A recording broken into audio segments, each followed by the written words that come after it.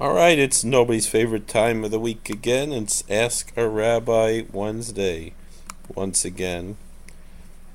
The following question I received on October 9th, 2013, from Leslie Harris in South Africa, an Orthodox Jewish man.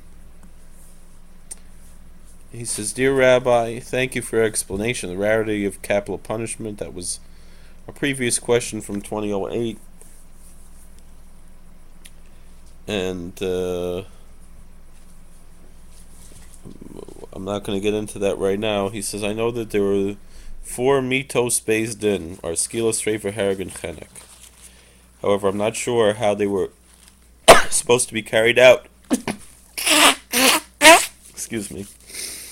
So I'll translate that to English.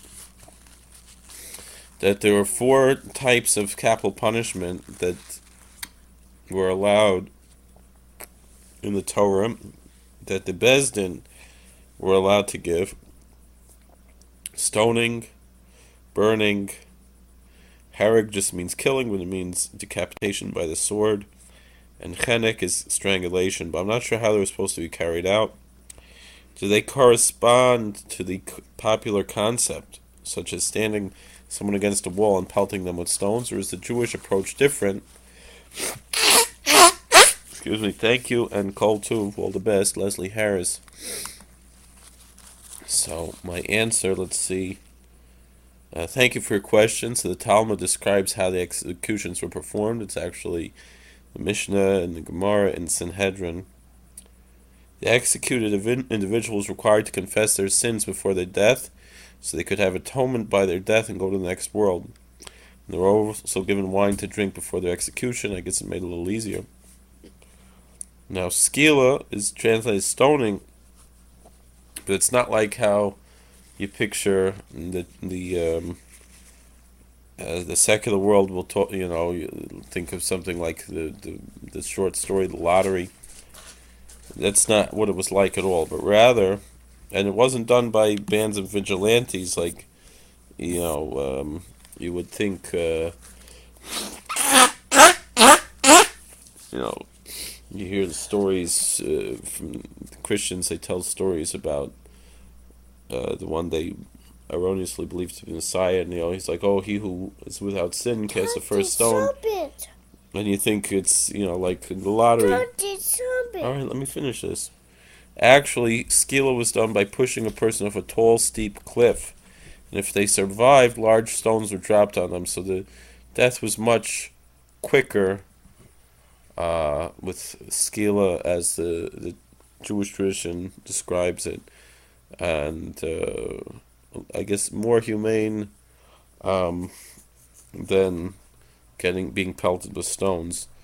Streifa, burning, again, is misunderstood. Many people would think it's burning at the stake.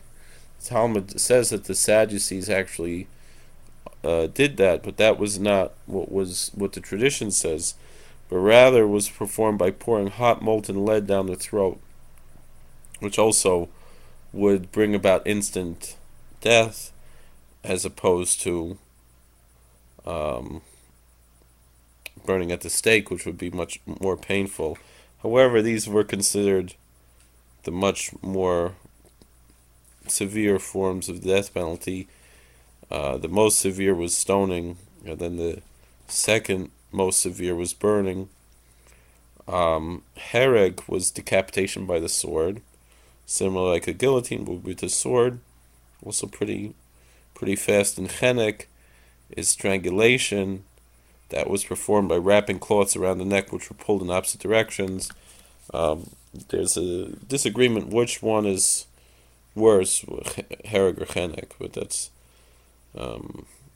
those are the four methods of execution which were allowed in ancient times. But once the Jews lost sovereignty, when the Romans took over the Holy Land in Judea at that time, then the Sanhedrin gave up the right to perform capital punishment, and ever since then, there was no longer capital punishment among the Jews.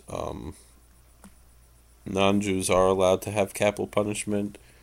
Um, there's a whole disagreement whether they're mandated to do so, and most Rishonim say they're not mandated to have capital punishment. They are permitted to have capital punishment as punishment for violating any of the 7 laws of Noah.